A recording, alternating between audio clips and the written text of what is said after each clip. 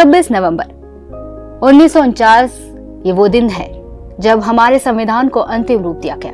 आज हम इसे संविधान दिवस के रूप में मनाते हैं, लेकिन इससे पहले 1946 में भारत की संविधान सभा का गठन हुआ। ये सभा भारत को एक लोकतांत्रिक राष्ट्र बनाने के उद्देश्य से बनाई गई थी। इसमें पुरुषों के साथ महिलाओं ने भी बढ़ चढ़कर हिस्सा लिया। इन महिलाओं ने न सिर्फ अपने अधिकारों की बात की, बल्कि देश को सामाजिक न्याय और लैंगिक समानता की दिशा में आगे बढ़ने में अहम भूमिका निभाई। ये महिलाएं अपने तर्कों और विचारों से संविधान को समृद्ध करती रहीं।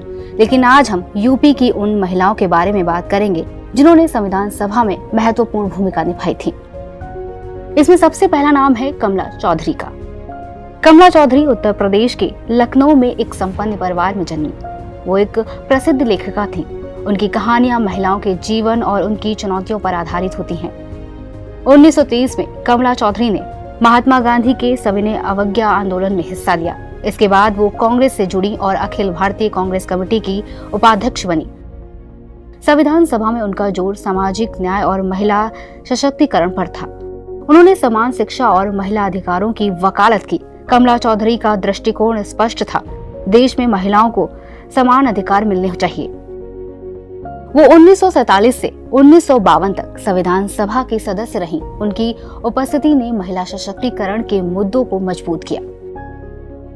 दूसरा नाम है विजया लक्ष्मी पंडित। विजया लक्ष्मी पंडित देश के पहले प्रधानमंत्री जवाहरलाल नेहरू की बहन थी। उनका सफर राजनीति में नगर निगम चुनाव से शुरू हुआ। 1936 में उन्हें संयुक्त प्रांत की असेंबली के लिए चुना गया। 1937 में वो स्थानीय सरकार और सार्वजनिक स्वास्थ्य मंत्री बनी। ये पद संभालने वाली वो पहली भारतीय महिला थी।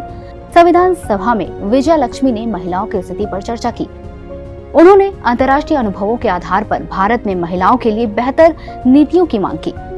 उनकी सोच और सुझावों ने संविधान निर्माण में गहरी छाप छोड़ी। इसी सूची में तीसरा नाम है राजकुमारी अमृत कौर का। अमृत कौर का जन्म 1889 में लखनऊ में हुआ। वो कपूरथला के महाराज के परिवार से थी, लेकिन उनका झुकाव सामाजिक कार्यों की ओर रहा। उन्होंने भारत में ट्यूबरक्लोसिस एसोसिएशन और central leprosy and research institute की स्थापना की। वो रेड क्रॉस सोसाइटी और सेंट जॉन एम्बुलेंस सोसाइटी से भी जुड़ी रहीं। संविधान सभा में अमृत कौर ने महिलाओं के अधिकारों और स्वास्थ्य से जुड़े मुद्दों पर जोर दिया।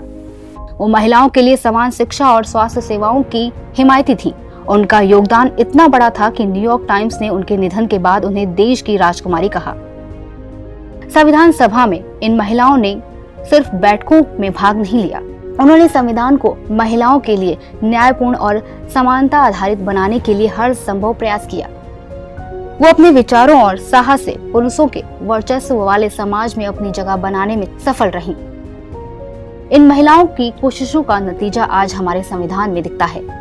कमला चौधरी, विजया लक्ष्मी पंडित और राजकुमारी अमृत कौर जैसी महिलाओं की कहानियां हमें दिखाती हैं कि बदलाव के लिए हौसला और हिम्मत की जरूरत होती है। आज हम जो अधिकार और स्वतंत्रता भोग रहे हैं, उसकी नींव इन्हीं महिलाओं ने रखी है।